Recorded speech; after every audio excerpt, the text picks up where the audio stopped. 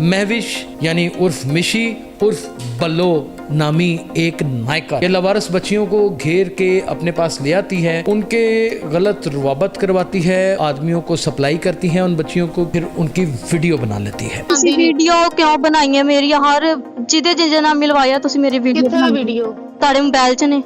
ਹਾਂ ਮੋਬਾਈਲ 'ਚ ਨੇ ਤੁਹਾਡੇ। ਜੀ ਕਿੰਨੇ ਕਿਹਾ? ਕਿਸੇ ਨੇ ਮੈਨੂੰ ਨਹੀਂ ਕਿਹਾ। ਹਾਂ ਵੀਡੀਓ ਤੁਹਾਡੇ ਮੋਬਾਈਲ 'ਚ ਮੈਂ ਵੇਖੀਆਂ ਨੇ। ਤੂੰ ਵੇਖੀਆਂ ਨੇ? ਹਾਂਜੀ ਮੈਂ ਵੇਖੀਆਂ ਨੇ। ਅੱਛਾ ਸਹੀ ਹੋ ਚਲੋ ਪਤਾ ਨਹੀਂ ਫਿਰ ਸ਼ਾਇਦ ਵੇਖੀਆਂ ਹੁਣ ਤੂੰ। ਕਿਹਨੂੰ ਘਾੜ ਰਹੀ ਹੈ ਫੋਨ? ਉਹ ਮੇਰਾ ਹੈ ਤੇਰੇ ਮੈਂ ਘਰੋਂ ਕੱਢ ਕੇ ਤੈਨੂੰ ਗੁੱਤੋਂ ਫੜ ਲੈਣਾ। ਤੈਨੂੰ ਤਮੀਜ਼ ਨਹੀਂ ਆ ਰਹੀ, ਤੈਨੂੰ ਇਦਾਂ ਨਾਲ ਗੱਲ ਕਰਨਾ, ਤੂੰ ਕਹੀਆਂ ਹੀ ਜਾਨੀ ਚੀਲੇ ਨੂੰ ਕਰਨੀ ਫੋਨ ਮੇਰੇ ਨੇ। ਤੈਨੂੰ ਮੈਂ ਕਹਿ ਰਹੀ ਹਾਂ ਮੈਂ ਨਹੀਂ ਮਿਲਣਾ, ਤੂੰ ਕਿਉਂ ਮੈਨੂੰ ਜ਼ਲੀਲ ਕਰ ਰਿਹਾ ਹੈ? ਤੂੰ ਕਹੀ ਉਹਨੂੰ ਕਿਉਂ ਗਿਆ? ਤੇਰਾ ਮੈਂ ਪਾੜਾ ਉਹਨੂੰ ਕਿਉਂ ਗਿਆ? ਉਹਨੂੰ ਕਿਉਂ ਗਿਆ? दसांगी मैं सारे दसांगी।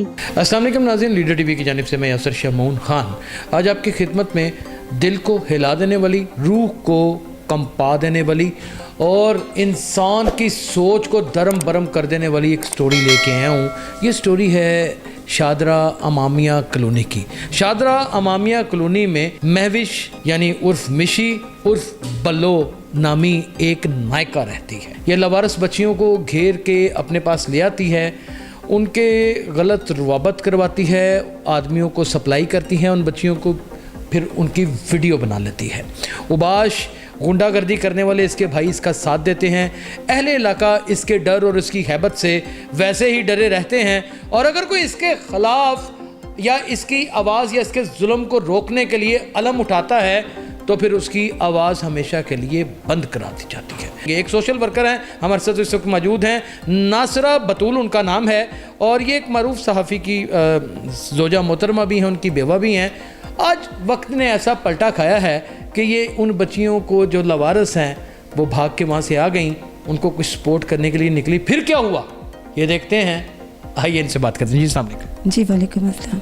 नासरा, आपके पास आई है एक किरण, एक लड़की आपके पास आई है राबिया। ये राबिया लवारस है, कराची से आई हुई थी और किरण यहीं की रिहायशी है।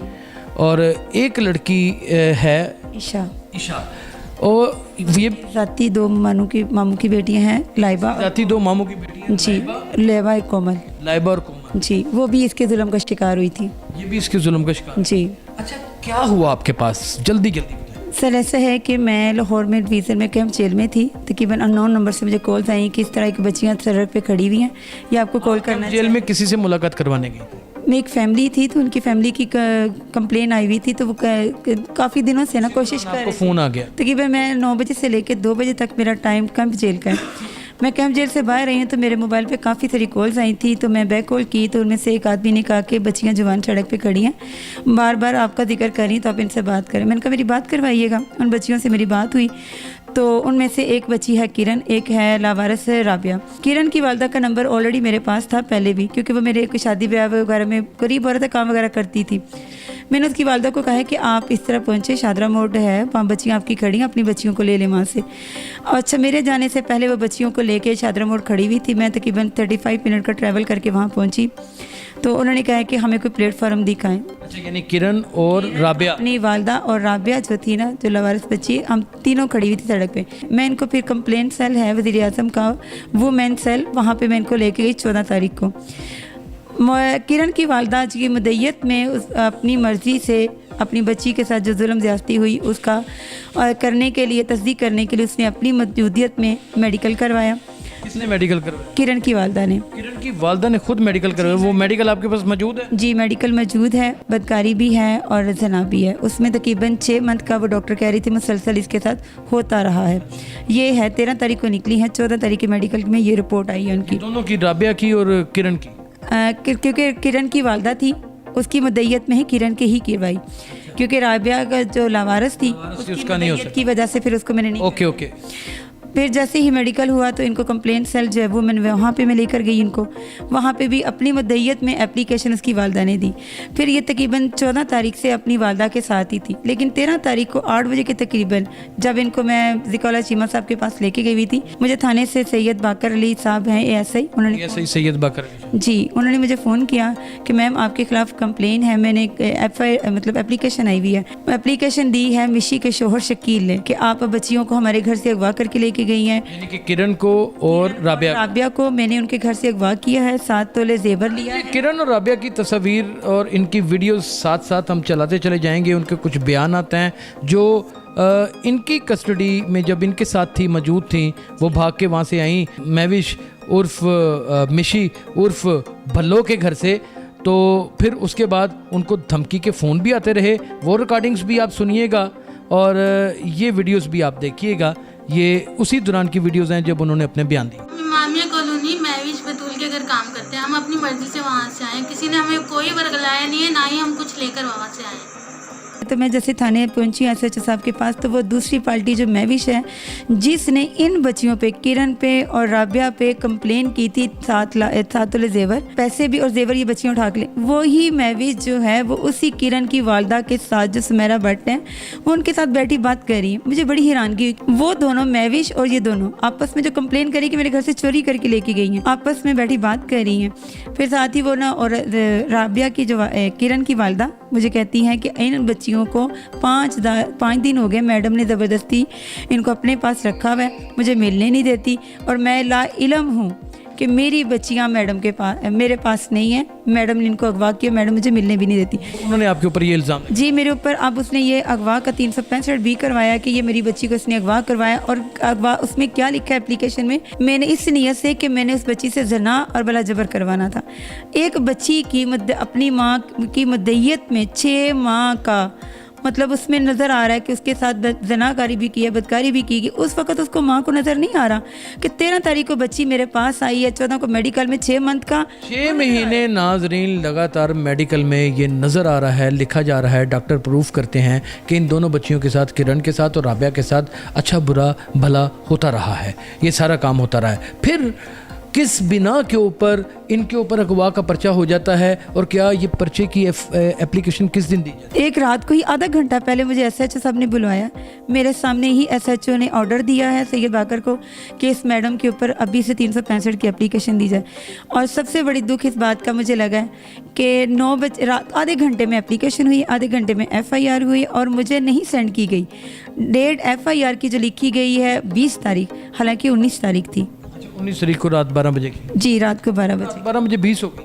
सुबह 8 बजे बरामदगी हुई। नहीं, मुझे कल तकरीबन 2-2:30 बजे मिल गई थी 19 तारीख को। सर इस तरह है कि थाने के 3-4 लोग हैं जो उसके घर डेली जाते हैं, उसे हर लम्हा, अगर बच्ची की वालदा को मैंने 3-4 दफ़ा कहा है कि आप थाने में जाके एप्लीकेशन देखें, उसका यही मोटो था कि मैं नहीं चाहूँगी जैसे मैं थाने के अंदर जाऊँगी मेरी बच्ची को ज़बरदस्ती मुझसे छीन लिया जाएगा। क्यों छीना जाएगा कि वहाँ के 2-3 ASI जो है ना, बच्ची ने तस्दीक की कि वो हमारे घर में डेली रात को आते हैं। अच्छा, बदफेली करने? जी, बदफेली करने के लिए। इसलिए वो बच्ची की वालदा इधर थाने में, फिरोजवाला थाने में पेश नहीं हो रही थी और मैं उसके साथ जाना नहीं चाह रही थी, क्योंकि जब मेरा तो काम है प्लेटफॉर्म दिखाना। अपने हफ्से बेजा में रखे जाने वाली लड़की जिसका नाम कि नहीं, दूसरी राबिया नहीं, एक और है ईशा को जब धमकियां लगाती है उसकी कॉल रिकॉर्डिंग सुना। अस्सलाम वालेकुम। वालेकुम अस्सलाम। ਕੀ ਹਾਲ ਹੈ ਆਪੀ? ਠੀਕ ਹੋ? ठीक ठाक ईशा, तू सुना? ठीक है ਆਪੀ ਮੈਂ ਇੱਕ ਜ਼ਰੂਰੀ ਗੱਲ ਕਰਨੀ ਤੁਹਾਡੇ ਨਾਲ। जी करो। ਆਪਣੇ ਭਰਾਵਾਂ ਨੂੰ ਮਨਾ ਕਰ ਦਿਓ ਮੇਰੇ ਨਾਲ ਰਾਬਤਾ ਨਾ ਕਰਨ। तो ब्लॉक ला दे। ਬਲਾਕ ਲਾਇਆ ਹੈ, ਸਿਮ ਤੇ ਫੋਨ ਆ ਗਿਆ। तो जा उन्होंने जो मर्जी ਉਹਨਾਂ ਤੇ ਕਰਾ ਦੇ, ਮੈਂ ਨਹੀਂ ਤੈਨੂੰ ਕੁਝ ਕਹਿਣਾ।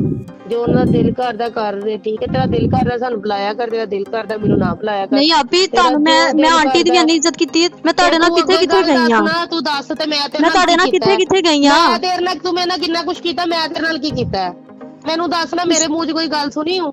ਮੈਂ ਤੁਹਾਡੇ ਮੂੰਹ ਤੂੰ ਚਾਚੂ ਫਾਜ਼ਲ ਦਾ ਨੰਬਰ ਲੈ ਗਈ, ਸਾਰਾ ਕੁਝ ਕਰ ਲਿਆ ਯਾਰ। ਤੁਸੀਂ ਵੀਡੀਓ ਕਿਉਂ ਬਣਾਈਆਂ ਮੇਰੀਆਂ? ਹਰ ਜਿਹਦੇ ਜਿਹਦੇ ਨਾਲ ਮਿਲਵਾਇਆ ਤੁਸੀਂ ਮੇਰੀ ਵੀਡੀਓ ਕਿੱਥੇ ਵੀਡੀਓ? ਤੁਹਾਡੇ ਮੋਬਾਈਲ 'ਚ ਨੇ। ਹਾਂ ਮੋਬਾਈਲ 'ਚ ਨੇ ਤੁਹਾਡੇ। ਜੀ ਕਿੰਨੇ ਕਿਹਾ ਹੈ? ਕਿਸੇ ਨੇ ਮੈਨੂੰ ਨਹੀਂ ਕਿਹਾ। ਹਾਂ ਵੀਡੀਓ ਤੁਹਾਡੇ ਮੋਬਾਈਲ 'ਚ ਮੈਂ ਵੇਖੀਆਂ ਨੇ। ਤੂੰ ਵੇਖੀਆਂ ਨੇ? ਹਾਂਜੀ ਮੈਂ ਵੇਖੀਆਂ ਨੇ। अच्छा सही हो, चलो पता नहीं, फिर शायद देखी हो तू।